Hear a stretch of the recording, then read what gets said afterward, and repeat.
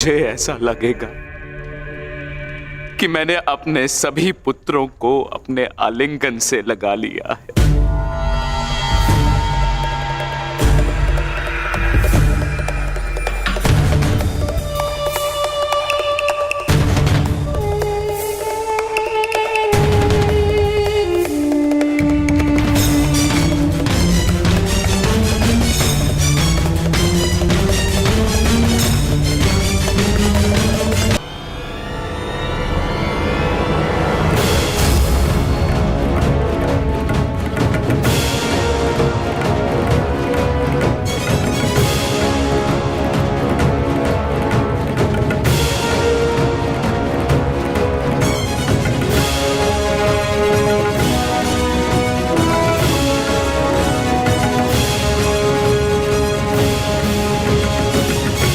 तुम्हारे अंदर 100 हाथियों का बल है ना भीम,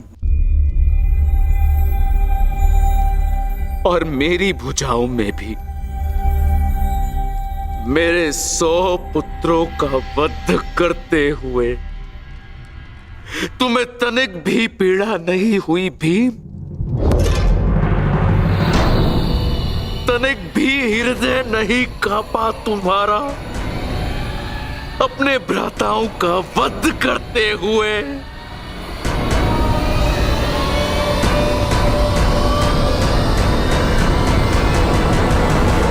दुर्योधन, ये तुम्हारे लिए है पुत्र।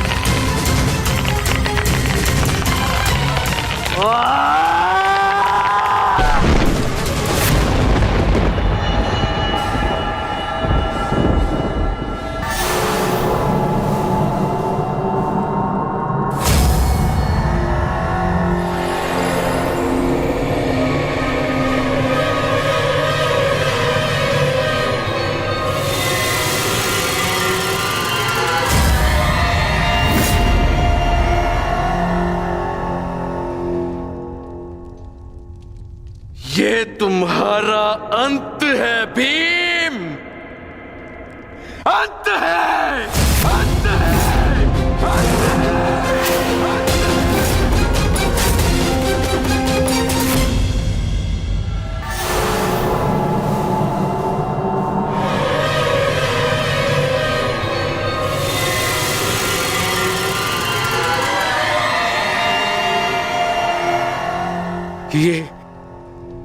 ये मैंने क्या कर दिया? मैं भी पुत्र हंता हो गया। ये मैंने क्या कर दिया देव?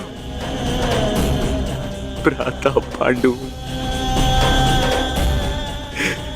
मुझे क्षमा कर देना भ्राता पांडु।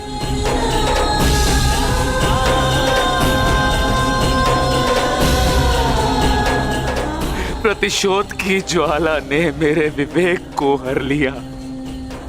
क्षमा कर मुझे।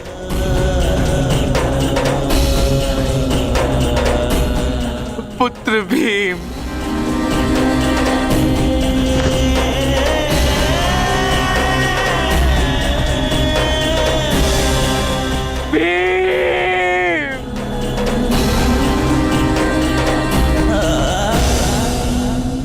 आपने उचित कहा महाराज। जब मनुष्य का विवेक हर जाता है तो उसके पांव स्वतः ही पाप की ओर बढ़ जाते हैं। किंतु अभी समय नहीं आया है महाराज कि आप अपने भाई से क्षमा मांगे। आपके पुत्र विकोदर भीम अब भी जीवित हैं।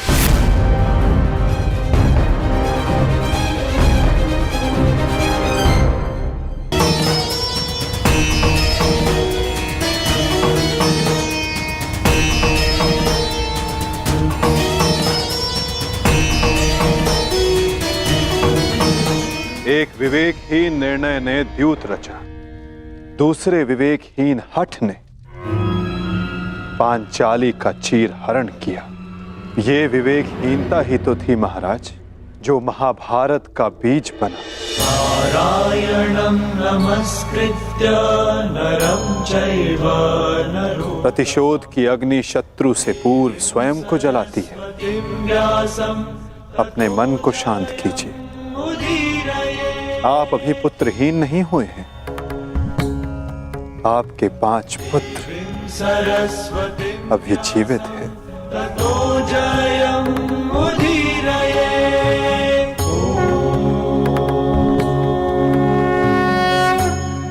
अपने मन की अग्नि को शांत कीजिए।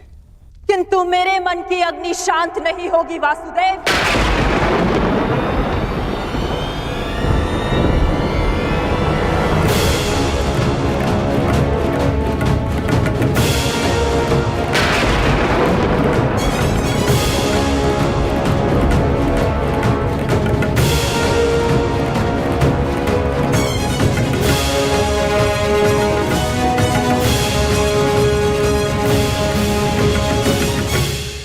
छल से मेरे सभी पुत्रों को मरवा डाला वासुदेव। मैंने प्रयास किया कि मेरा एक पुत्र शेष रह जाए, परंतु उस प्रयास को भी तुम्हारे छल ने भंग कर दिया।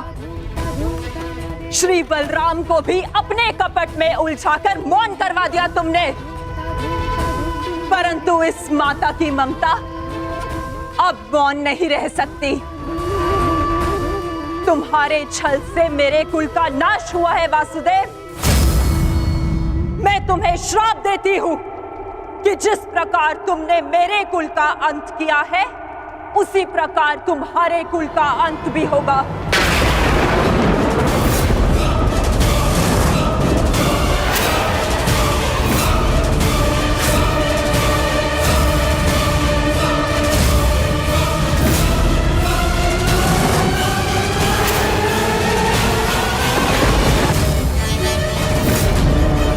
तुम्हारा कुल भी ऐसे ही आपस में लड़कर नष्ट हो जाएगा।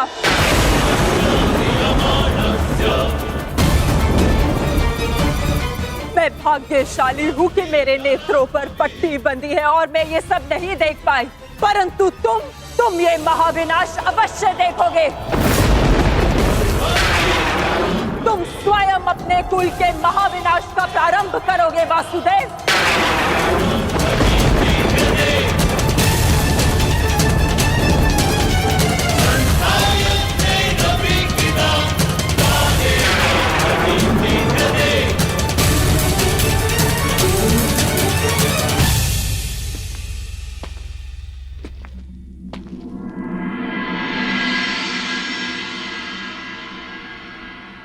जिस प्रकार एक प्रसन्न माता का आशीष संसार में कोई नहीं रोक सकता, उसी प्रकार एक दुखद माता का श्राप संसार में कोई नहीं टाल सकता।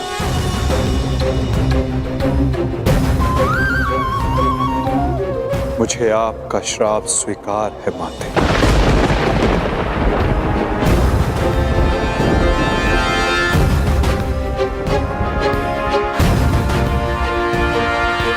किंतु क्या आपको ज्ञात है कि इस युद्ध का सत्य क्या है? क्या आप जानती हैं कि इस महाविनाश, इस महायुद्ध का वास्तविक रूप क्या है?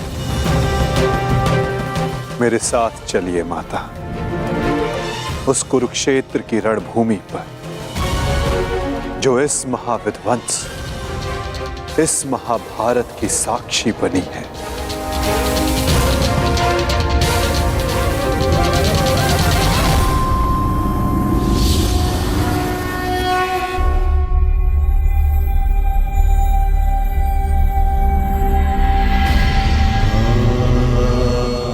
ये दुर्गंध कैसी वासुदेव? ये दुर्गंध उन वीरों के शवों की है जिन्होंने इस महायुद्ध में अपना बलिदान दिया है माता, परंतु जिन्हें अंतिम संस्कार का अवसर भी ना मिला। ये दुर्गंध, यहां हुए भीषण संहार के एक एक क्षण का अनुभव करा रही है मुझे। तुमने छल से मेरे एक एक पुत्र का वध कराया है वासुदेव। अपने दिए गए श्राप पे मुझे कतई भी पश्चाताप नहीं है। इस युद्ध से किसी को कुछ प्राप्त नहीं हुआ। ये युद्ध सबके लिए दुर्भाग्य ही साबित हुआ है और तुम्हारे लिए भी ये दुर्भाग्य ही साबित होगा। और आज मेरे श्राप के रूप में तुम भी उस युद्ध से दुर्भाग्य ही लेकर जाओगे। जब आप मुझे अपराधी मान ही चुकी हैं, जब आप मुझे दंड दे ही चुकी हैं, तो आप मेरा कोई स्पष्टीकरण भी स्वीकार नहीं करेंगी माता।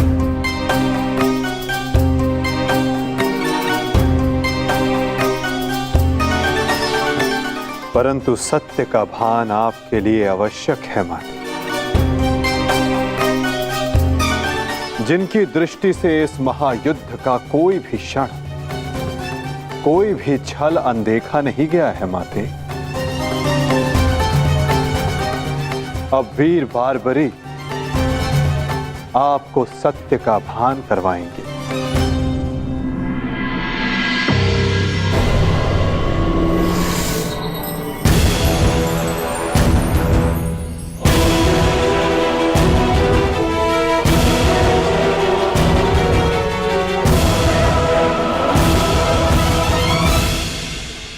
अब आपके समक्ष वीर बार्बरीक है गांधार पुत्री,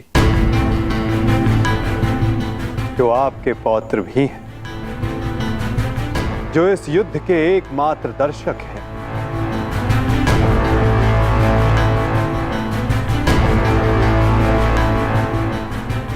वो बार्बरी जिन्होंने अपना शीश दान किया और अमर हो गए।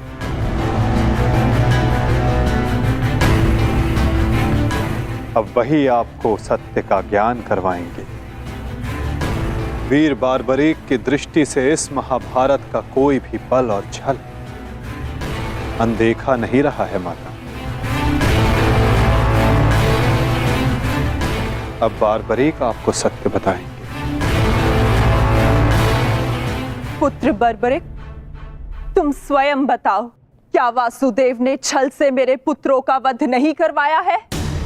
यदि तुमने इस युद्ध का एक एक क्षण निष्पक्ष होकर देखा है, तो बताओ, कौरव वंश के वट वृक्ष महामहिम भीष्म, जिन्हें इच्छा मृत्यु का वरदान था, क्या वासुदेव ने उन्हें अपने छल से धराशाही नहीं करवाया है?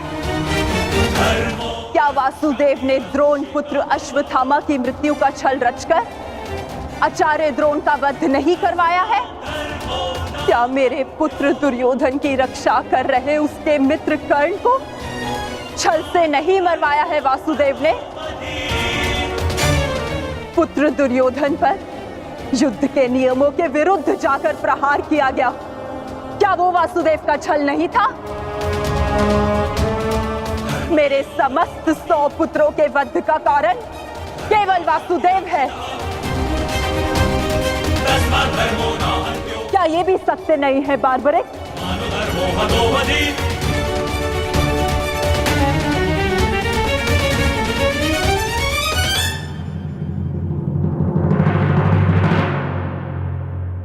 मैं आपसे सहमत हूं माते। ये सब स्वयं वासुदेव ने करवाया।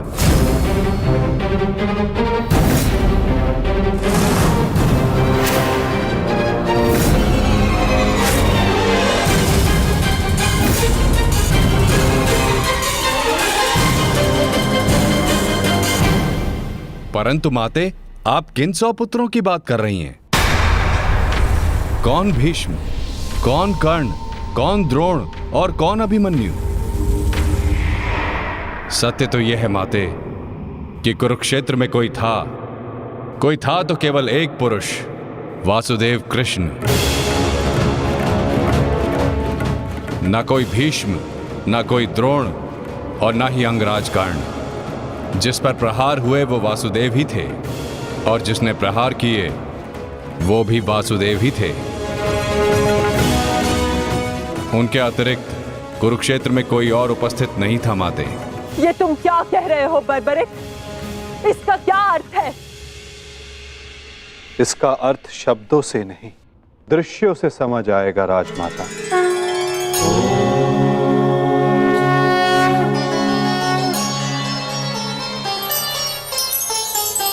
नारायणं नमस्ते इस युद्ध के प्रारंभ से अंत तक हर प्रहार मैंने किया और हर प्रहार मैंने ही सहा।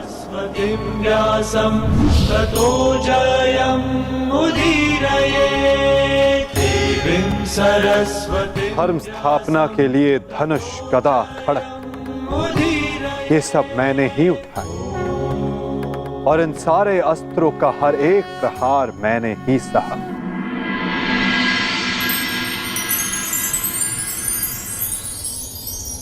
बाण चलाने वाला मैं ही था।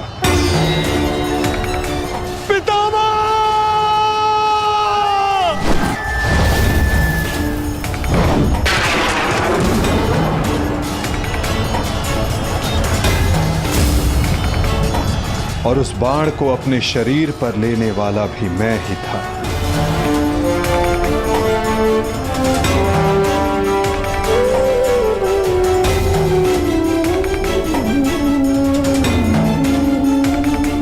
महामहिम भीष्म के रूप में भी मैं ही था और अर्जुन के रूप में भी मैं ही था।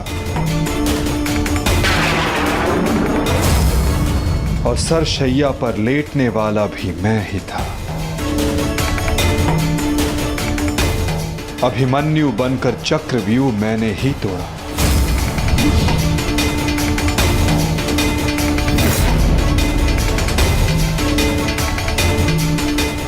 वापस आओ अभिमन्यु, लौट आओ, व्यूह में प्रवेश मत करो। विश्वास कीजिए दात्री।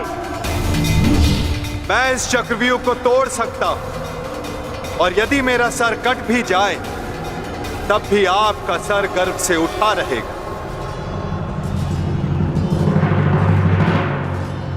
और उस दिन मुझे ही घेर कर मारा गया।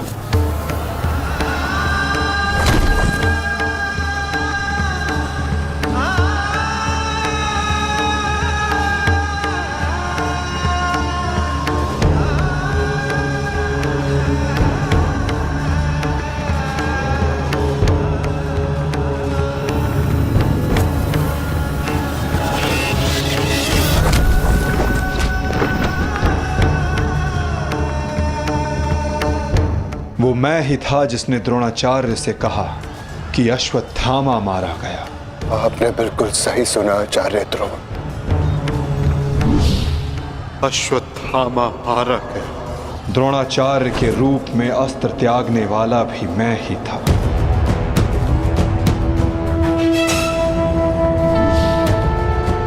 परंतु वो एक मनुष्य नहीं, एक हाथी था।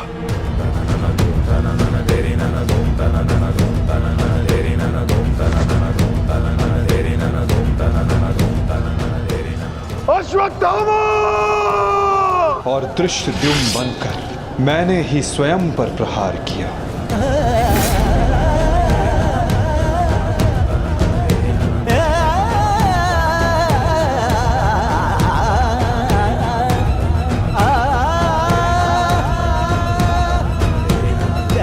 और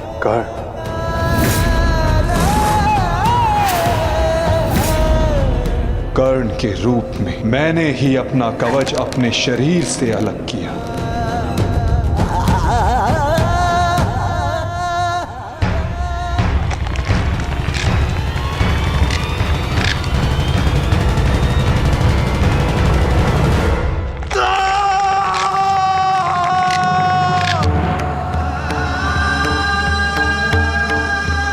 चक्र धसा और मेरे ही आदेश पर मैंने ही स्वयं पर अंजलि का अस्त्र चलाया। अंगराज को मुक्त करो पार्थ,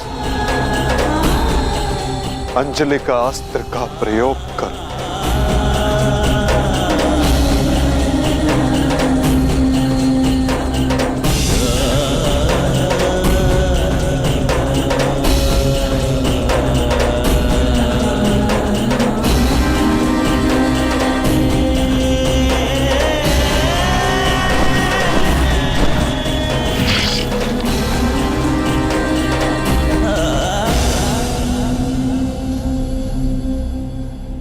दुर्योधन के रूप में मेरी ही जंघा पर प्रहार करके मेरा ही अंत किया गया।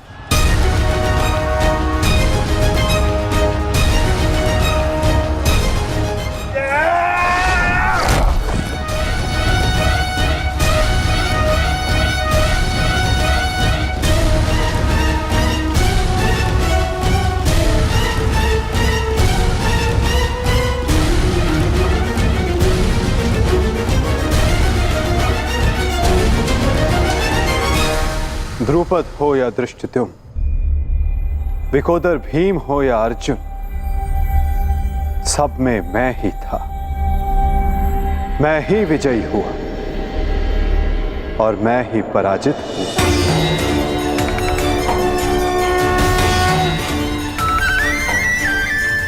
सबसे अधिक प्रहार मैंने की, सबसे अधिक घाव मैंने ही खाया।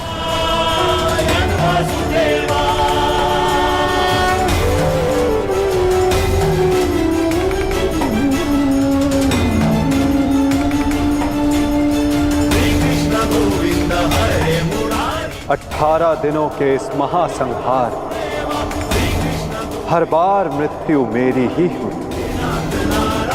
गिरता था जो घायल होकर रणभूमि में वो मैं ही था।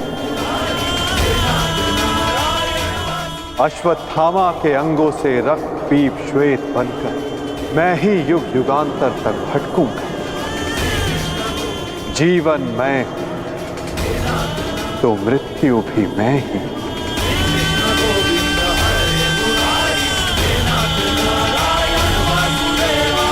श्राप तुम्हारा स्वीकार है माते।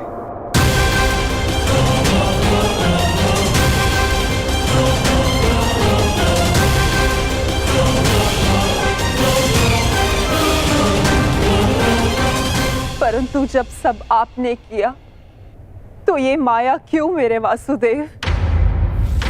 आप सब एक क्षण में ठीक कर सकते थे, तो फिर ऐसा आपने क्यों नहीं किया? फिर उन प्रतिज्ञाओं का क्या होता माते, जो सबने ली थी? उन अपराधों के दंड का क्या होता, जो सबने किया? उन कष्टों का पुरस्कार क्या होता, जो धर्म ने सहे? उस सीख का क्या होता, जो इस युद्ध में हुए हर मृत्यु से मानव जाति को मिले और जो संसार में प्रलय आने तक उनका मार्गदर्शन करेगी?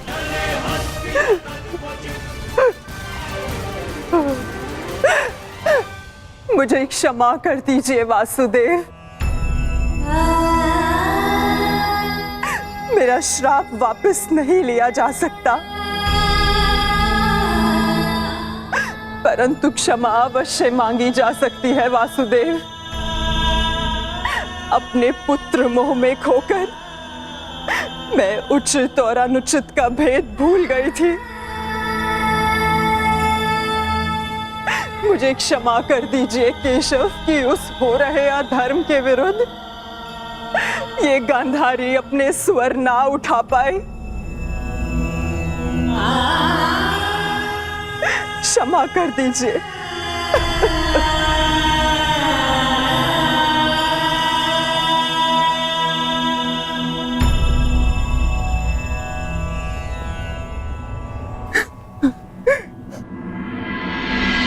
नहीं माते, किसी का अंत किसी के श्राप से नहीं होता। यदि किसी का अंत होता है तो स्वयं के पापों से। यदि यदुवंश का अंत होगा तो आपके श्राप से नहीं माते, अपितु स्वयं के पाप कर्मों से।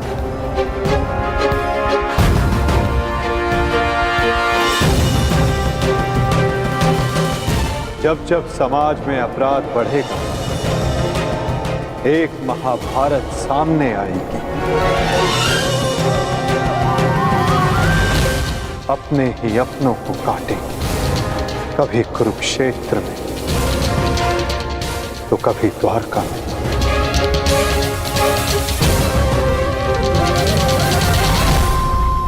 माते, यदि आप कुछ करना चाहती हैं तो अपने मन के इस प्रतिशोध की अग्नि को शांत कीजिए और पांडवों को आशीष दीजिए।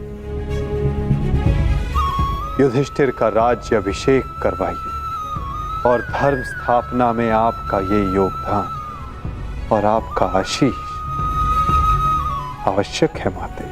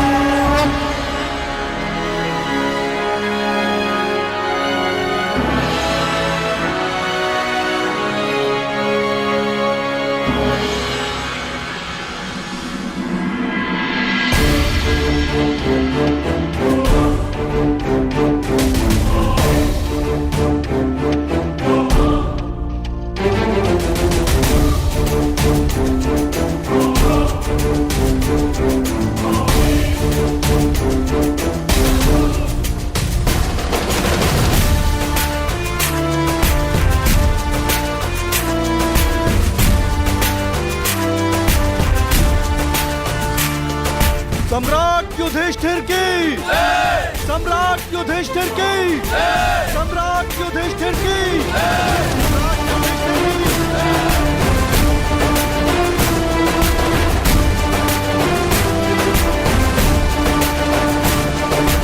धर्मराज, केवल एक ही वीर था जो परिवर्तन के लिए अंतिम श्वास तक लड़ा। महारथी सूर्य पुत्र कर्ण।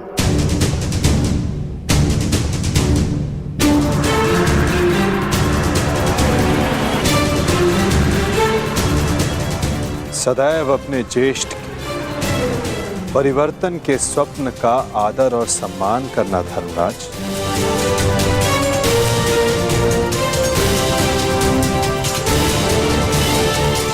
सम्राट पद पर स्थापना के पश्चात मैं पहली घोषणा करता हूं, हस्तिनापुर में अब जन्म निर्धारित व्यवस्था का अंत किया जाता है। वर्ण व्यवस्था रहेगी, परंतु वो कर्म के आधार पर आधारित होगी।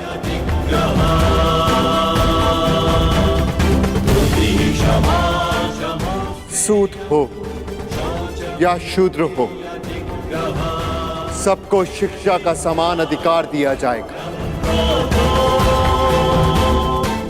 और योग्यता के आधार पर काम, सम्मान और समानता का अधिकार सबको दिया जाएगा।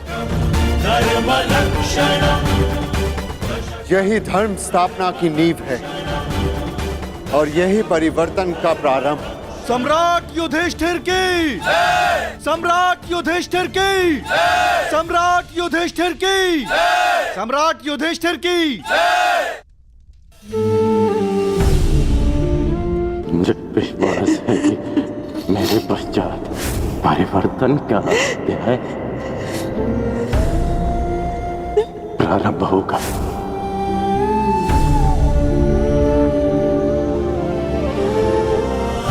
देख रहे हो राधे,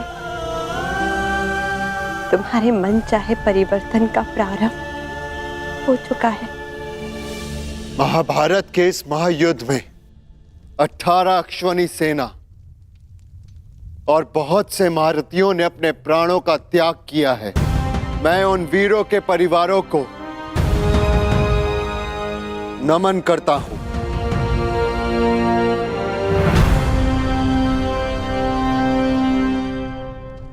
मैं सम्राट युधिष्ठिर ये आदेश देता हूं, युद्ध में सम्मिलित प्रत्येक सैनिक के परिवार को आर्थिक सहायता दी जाएगी। उनके बालकों को शिक्षा, उनके आश्रितों के लिए भरण पोषण की व्यवस्था अब सम्राट का उत्तरदायित्व है। सम्राट युधिष्ठिर की, सम्राट युधिष्ठिर की, सम्राट युधिष्ठिर की, सम्राट युधिष्ठिर की। और भ्राता कर्ण, मुझे विश्वास है कि मैं संसार में सदा राधे कर्ण के नाम से ही जाना चाहूंगा। राधे कर्ण के द्वारा सुझाए गए प्रतिरूप के आधार पर राज्य में समानता की एक नई व्यवस्था विकसित की जाएगी।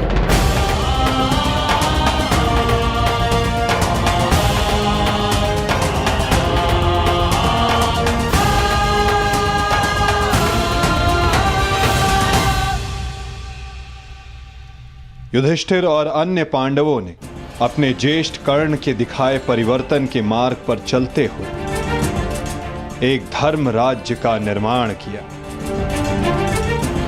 अर्जुन का लक्ष्य अब केवल एक महान व्यवस्था की स्थापना थी। 100 कौरवों का नाश कर देने वाले भीम ने भी अब निर्माण की भागदौड़ संभाल ली थी और नकुल सहदेव अपनी माता कुंती, गांधारी और बुजुर्ग हो चले धृतराष्ट्र की सेवा में लगे थे। हर ओर धर्म था, संपन्नता थी, आनंद था, परंतु अतीत से छूटा एक बाण परीक्षा बनकर भारत के भविष्य पर मंडरा रहा था।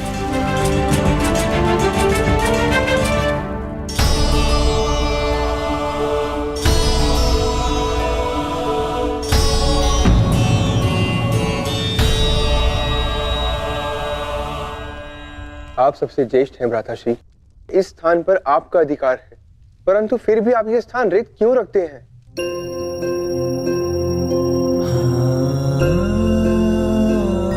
नहीं नकुल, ये स्थान मेरा नहीं है। भ्राता कर्ण हम सबसे ज्येष्ठ हैं और सर्वप्रथम इस स्थान पर सिर्फ उनका अधिकार है।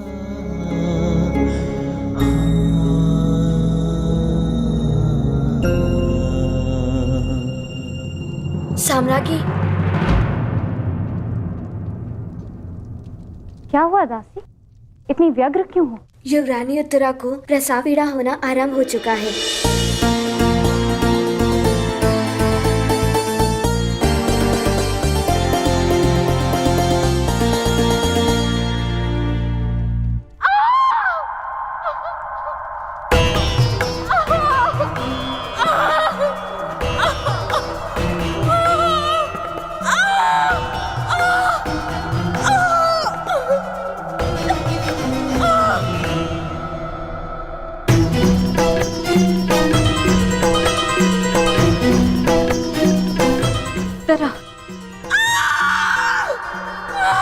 ज्येष्ठ, माता कहाँ है?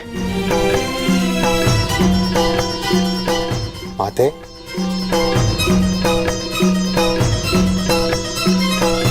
माता, माता वो उत्तरा।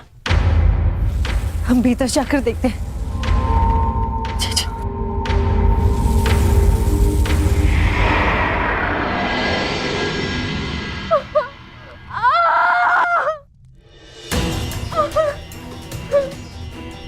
माता पुत्री, साहस रखो।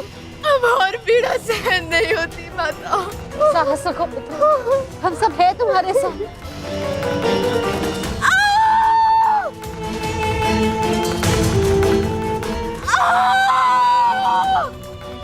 माता, प्रसव पीड़ा तो सबको होती है, परंतु उत्तरा के लक्षण गंभीर हैं।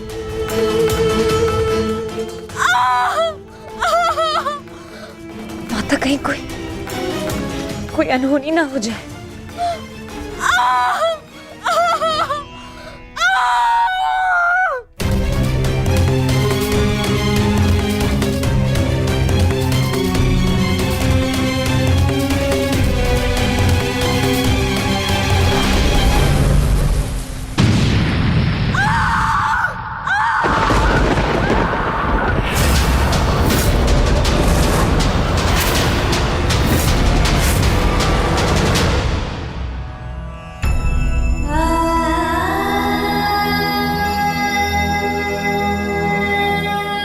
ये क्या अनर्थ हो गया? अब हम क्या उत्तर देंगे उत्तरा को? उत्तरा,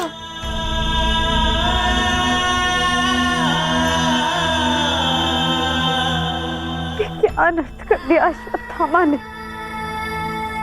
एक ब्राह्मण होने के पश्चात प्रतिशोध की अग्नि में वो इतना अंधा हो गया। एक शिशु पर ब्रह्मास्त्र चलाने से पूर्व उसे तनिक भी दया नहीं आई।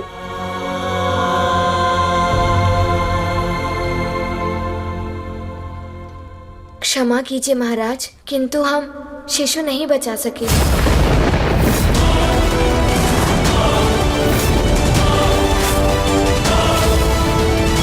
ये सब मेरे कर्मों का फल है। हे नारायण, उस बालक की सहायता करिए। इसमें उस बालक का कोई दोष नहीं है। हे नारायण, सहायता करिए। माधव,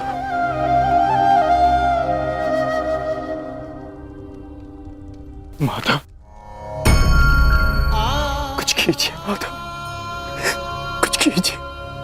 मैं आपसे विनती करता हूँ, हमारे वंश के अंतिम बीज की रक्षा कीजिए, अन्यथा हमारा वंश समाप्त हो जाएगा।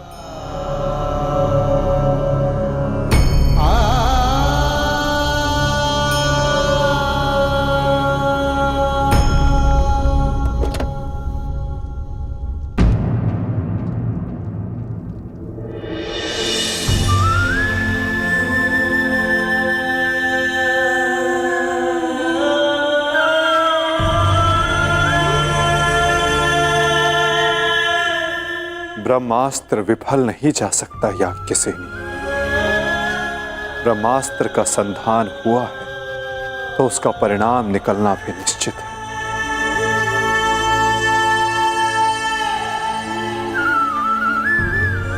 क्या यही धर्म स्थापना है माधव? इस अजन्मे शिशु का क्या दोष जो इससे भी अधर्म का मूल्य अपने प्राण देकर चुकाना पड़ा?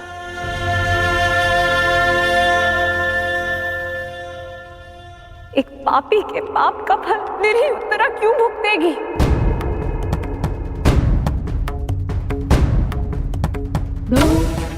माधव, वो तो इस युद्ध में सम्मिलित भी नहीं थी, परंतु इस युद्ध में उसने अपना सब कुछ खो दिया। अपने पिता, अपना भाई, अपना पति और अब अपना पुत्र।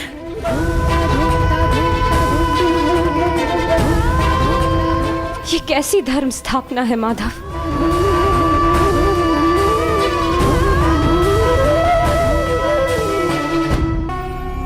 यदा यदा हि धर्मस्य ग्लानिर्भवति। यदि मैंने अपने माता पिता का आजीवन सम्मान किया, यदि मैंने अपने गुरु की गुरु दक्षिण संपूर्ण मन से दी, यदि मेरे जीवन का हर कार्य का उद्देश्य शुभ रहा है,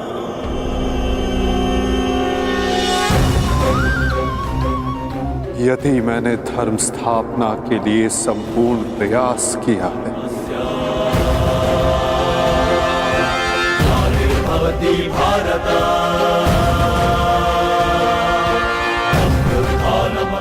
तो ये बालक अभी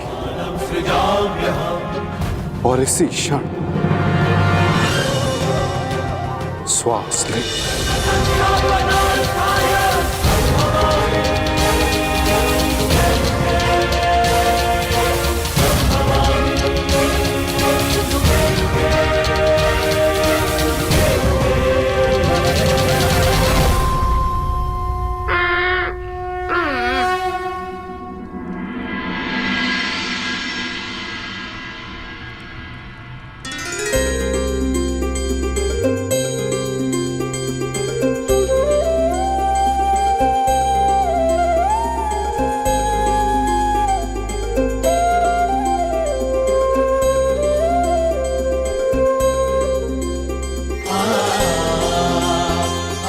अपने जीवन की सबसे कठिन परीक्षा में सफल हुआ है ये बालक। ब्रह्मास्त्र की कठिन परीक्षा में खरा उतरा है ये बालक, जो धर्म स्थापना का मुख बनेगा।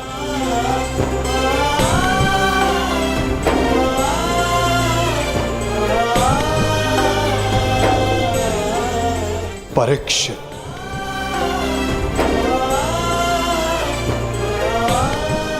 हाँ याज्ञसेनी, इस बालक का नाम परीक्षित होगा।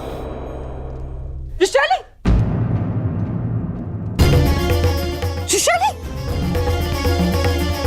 वृषाली? वृषाली, पुत्री वृषाली।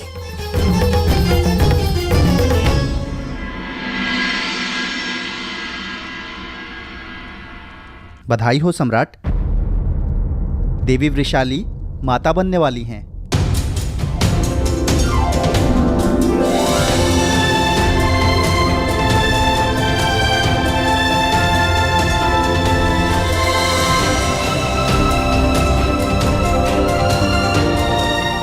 प्रभु को कोटि कोटि धन्यवाद।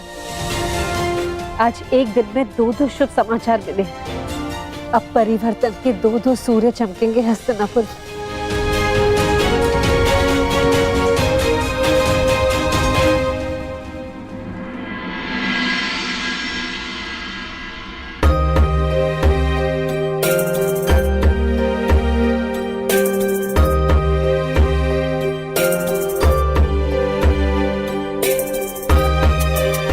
परिवर्तन का नया युग प्रारंभ हुआ है वृषाली। प्रसन्न हो जा कि सूर्य पुत्र को तर्पण देने वाला इस संसार में आने वाला है।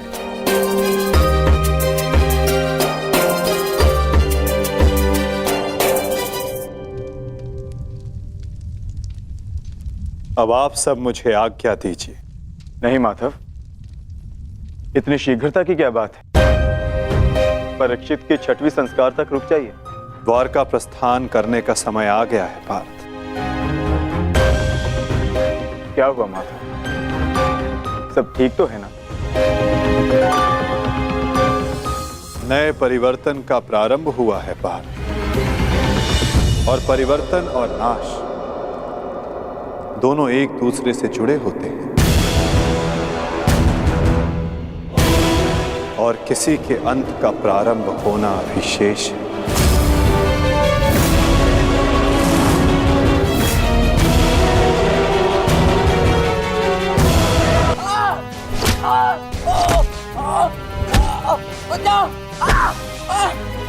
मैं तेरा अंत कर दूंगा। जानता है मैं कौन हूं? मैं हूं इस द्वारिका का भविष्य। सांब!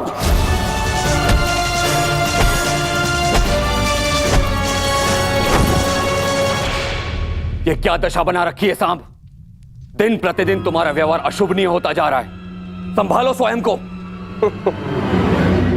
आओ श्री, मुझे समझाने से पूर्व अपने छलिया भ्राता को समझाइए, जिसने बिना अस्त्र शस्त्र उठाए मेरे ससुर के कुल का नाश कर दिया। क्या वो शोभनीय था? अपने पिता के लिए ऐसा भाव पाप है।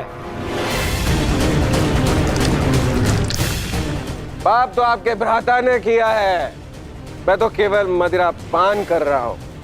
संभालो अपने आप को, एक योद्धा को यह सब शोभा नहीं देता।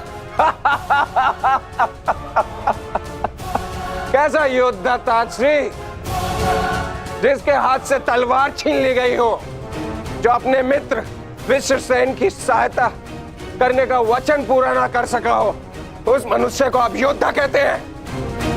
जब युद्ध करने का समय था तो युद्ध नहीं करने दिया। अब इस अपमान को गले से निकलने के लिए इस मदिरा के अतिरिक्त मेरे पास और कोई सहारा नहीं है। मुझे विश्वास नहीं होता कि तुम कृष्ण पुत्र हो। नहीं हूं मैं, नहीं उस छलिया का पुत्र। वो केवल मेरे लिए एक छलिया है, केवल एक छलिया। सांब!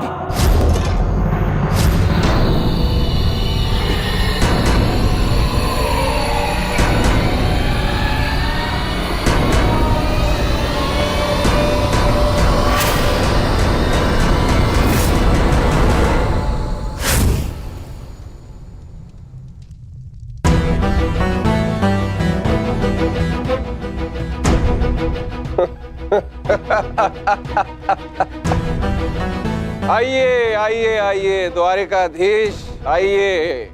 स्वागत है आपका, स्वागत है। लौट आए आप। करा इस आर्यव्रत के सभी महारथियों का अंत। कराए धर्म स्थापना के नाम पर अपना पलड़ा भारी। अब अरे अच्छी, आप देख क्या रहे, स्वागत नहीं करेंगे इनका? इतना महान कार्य पूर्ण करने के पश्चात आज लौटे हैं। आज तो राजभवन में उत्सव होना चाहिए। पांचाल, काशी, मगध, छेदी, सभी महाजनपदों के महान शासकों का अंत करवा डाला, सिर्फ धर्म स्थापना के नाम पर। अब क्या बचा पूरे भारतवर्ष में? पूरे भारतवर्ष में सिर्फ दो महान राज्य, पहला द्वारिका, दूसरा हस्तिनापुर। और हस्तिनापुर का महान शासक धर्मराज युधिष्ठिर पहले से ही अपने चारों भाइयों के साथ इनके तलवे चाटता है।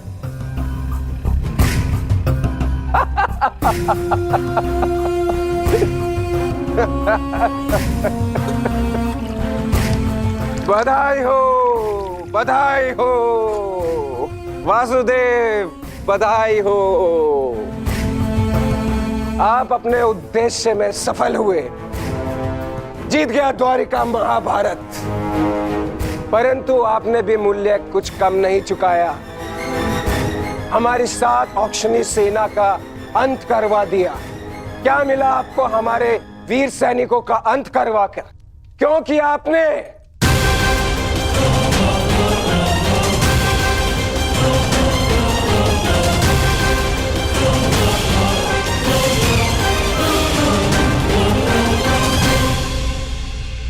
उन सैनिकों ने केवल अपने कर्तव्य का पालन किया था सांब।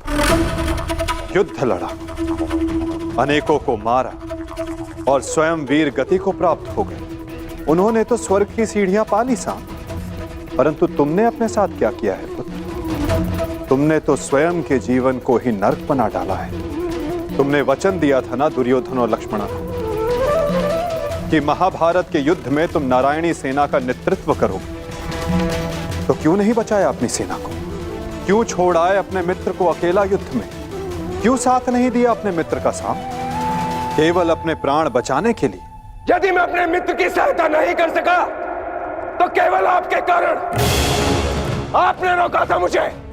मैंने तुम्हें रोका नहीं था साम, केवल विकल्प दिए थे। विकल्प? विकल्प की आड़ में आपने मुझे भयभीत किया था। भयभीत नहीं किया था साम, मैंने केवल तुम्हें यदुवंशी के नियम स्मरण करवाए थे। कि यदि नारायणी सेना परास्त होती तो उसके साथ नारायणी सेना का सेनापति अपनी उपाधि खो देता है। विकल्प मैंने अर्जुन और दुर्योधन को भी दिए थे। दुर्योधन ने युद्ध करना चुना और अर्जुन ने धर्म स्थापना, और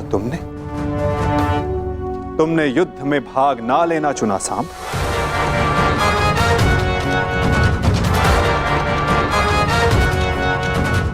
कदाचित यदि तुमने अपने मित्र वीर वृषसेन को उस युद्ध में प्रदर्शन करते देखा होता, तब तुम्हें ज्ञात होता कि वीरता की वास्तविक परिभाषा क्या होती है साहब। यदि तुमने अपने प्राण उस युद्ध में गवा दिए होते तो आज मेरा सर गर्व से ऊंचा होता, किंतु नहीं। तुम तो मदिरा के मद में स्वयं के जीवन को धीरे धीरे करके मार रहे हो। लज्जा आती है तुम पर सांब, लज्जा आती है।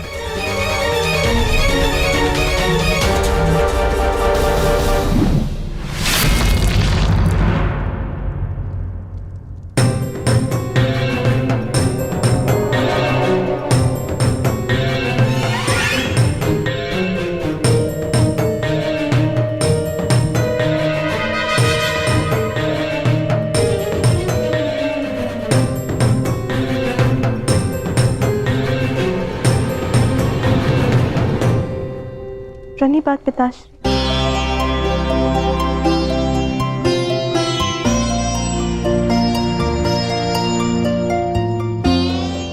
पिताश्री मैं क्षमा। लक्ष्मणा, इतनी लंबी यात्रा से आया हूं पुत्री, भोजन नहीं कराओगी?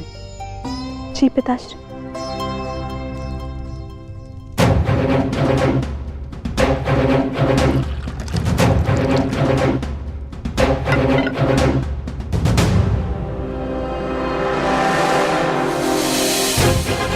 तुमने वचन दिया था ना दुर्योधन और लक्ष्मण कि महाभारत के युद्ध में तुम नारायणी सेना का नेतृत्व करो। क्यों छोड़ आए अपने मित्र को अकेला युद्ध में? क्यों साथ नहीं दिया अपने मित्र का साथ? केवल अपने प्राण बचाने के लिए। यदि तुमने अपने प्राण उस युद्ध में गवा दिए होते तो आज मेरा सर गर्व से ऊंचा होता। लज्जा आती है तुम पर सांब, लज्जा आती है। अपने क्रोध को शांत करो सांब। कैसे करूं मैं खुद को शांत? पिता होकर सदैव मेरा मस्तक दूसरों के सामने झुकाता है, और आज भी तो यही किया उन्होंने। लाओ, मुझे दो मित्र।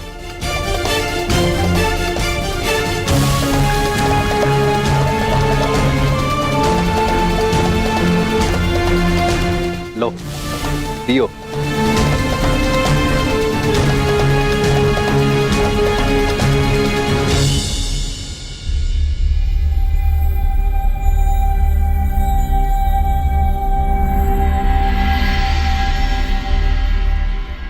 भोजन आराम कीजिए पिताश्री।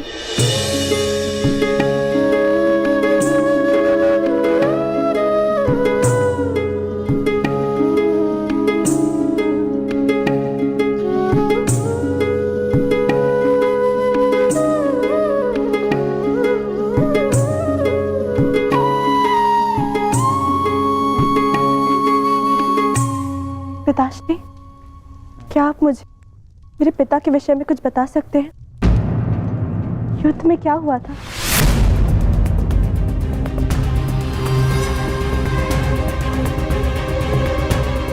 निसंदेह तुम्हारे पिता एक वीर और कुशल योद्धा थे पुत्री, और उन्होंने युद्ध में अलौकिक साहस दिखाया। निश्चित रूप से तुम्हारे पिता से बड़ा गदाधारी इस संसार में और कोई नहीं था पुत्री।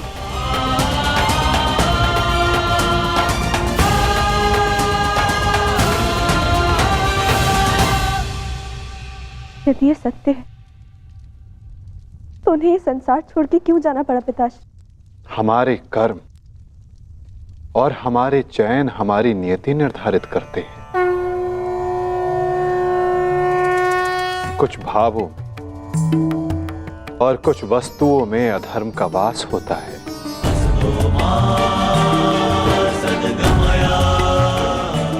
जैसे कि जुआ और मदिरा, ये व्यसन पहले लुभाते हैं और बाद में हमारे ही नाश का कारण बन जाते हैं पुत्री।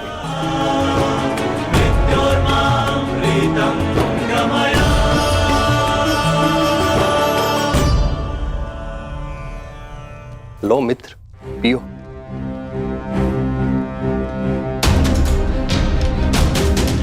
मैं जानता हूं कि तुम बहुत दुखी हो, किंतु चिंता मत करो, तुम्हारे मनोरंजन का प्रबंध कर दिया है मैंने। कैसा मनोरंजन?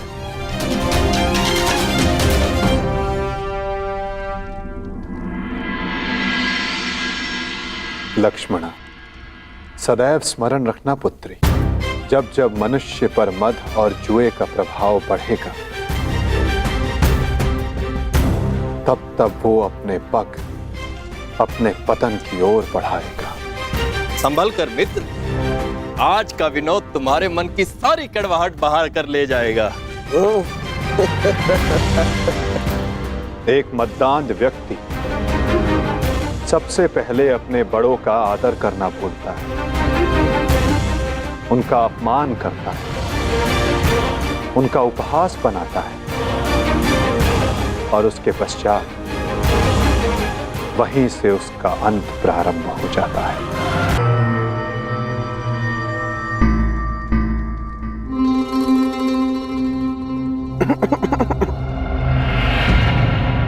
तो आप हैं महान ऋषि, सुना है महात्मा कि आप भविष्य बता सकते हैं।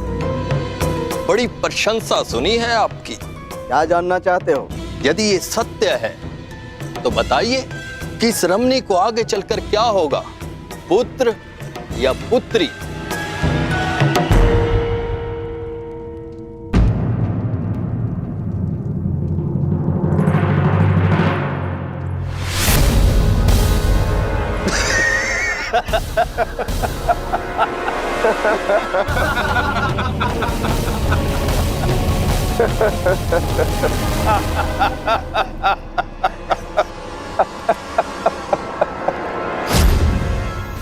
और समय बताना मत भूलिएगा महाराज।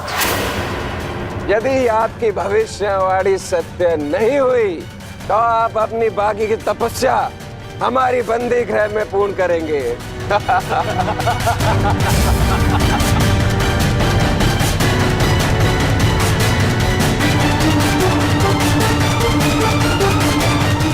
कौन क्यों है महाराज? बताइए, मेरी कोख से क्या जन्म लेगा? मदिरा के मद ने तुम्हारे भीतर के मानव को सुला दिया है मूर्ख। अब तुम केवल उस मूसल की भांति हो जिसमें कोई भावना नहीं होती। वो किसी भी वस्तु पर पड़ता है तो उसे कुचल देता है। ये लीजिए पिताश्री, ये हलवा मैंने विशेष रूप से आपके लिए बनाया है।